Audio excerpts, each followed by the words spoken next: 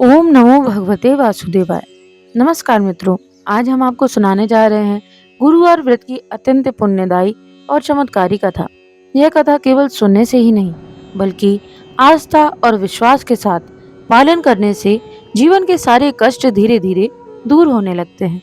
कहा जाता है, जहाँ बृहस्पति देव की कृपा होती है, वहाँ धन, धर्म और सुख अपने आप चला आता है। यदि आपके जीवन में विवाह में देरी है, धन रुक रहा है, संतान सुख में बाधा है या भाग्य साथ नहीं दे रहा, तो यह कथा आपके लिए वरदान सिद्ध हो सकती है। इसलिए कथा को आप अंत तक जरूर सुने। आइए साथियों, देर न करते हुए हम कथा को प्रारंभ करते हैं। बोलिए गणेश जी महाराज की जय, बोलिए विष्णु भगवान की जय, बोलिए माता लक्ष्मी की जय। प्राचीन काल की बात है, एक नगर था जिसका नाम था धर्मपुर। उस नगर में एक अत्यंत विद्वान लेकिन निर्धन ब्राह्मण रहता था। उसका स्वभाव बहुत अच्छा था। वह सदा सत्य बोलता था और किसी का अहित नहीं करता था। लेकिन दुर्भाग्य ऐसा कि उसके घर में हमेशा अभाव ही रहता था। न भोजन की व्यवस्था थी, न वस्त्र ही पूरे होते थे, और कई बार तो बच्चों को भूखा ही सोना पड़ता था। ब्राह्मण की पत्नी बहुत ही पतिव्रता और धार्मिक स्त्री थी। वह हर दिन भगवान विष्णु का स्मरण करती और कहती, हे प्रभु, हमने किस जन्म का पाप किया है जो इतना कष्ट भोग रहे हैं। एक दिन गुरुवार व्रत आया।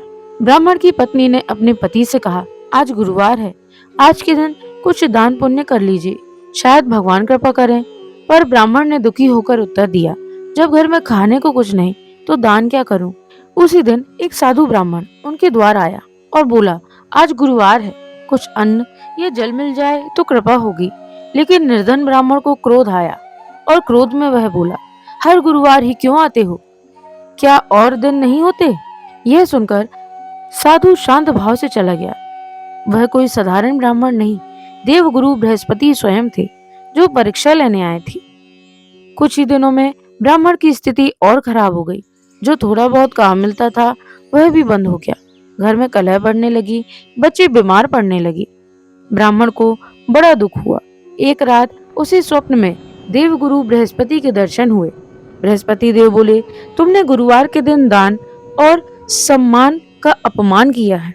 जब तक तुम नियम पूर्वक गुरुवार व्रत नहीं करोगे, तब तक कष्ट दूर नहीं होंगे। यह कहकर बृहस्पति देव अंतर्ध्यान हो गए। सुबह होते ही ब्राह्मण की आंख खुल गई।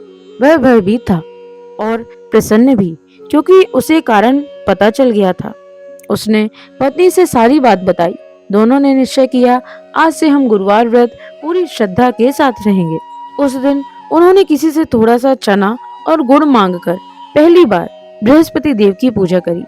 ब्राह्मण की पत्नी ने पीले वस्त्र पहने, घर को साफ किया, घी का दीपक जलाया और कहा, ओम बृहस्पते नमः, ओम बृहस्पते नमः।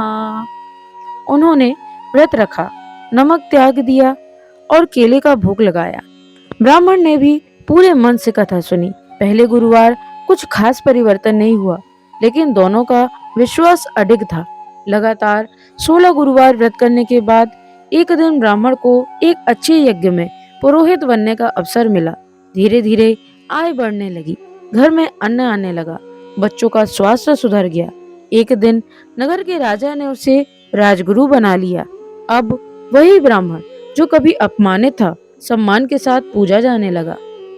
एक गुरुवार की रात बृहस्पति देव पुनः प्रकट हुए और बोले, वत्स, गुरुवार व्रत केवल धन के लिए नहीं, बल्कि धैर्य, श्रद्धा और धर्म सिखाने के लिए होता है।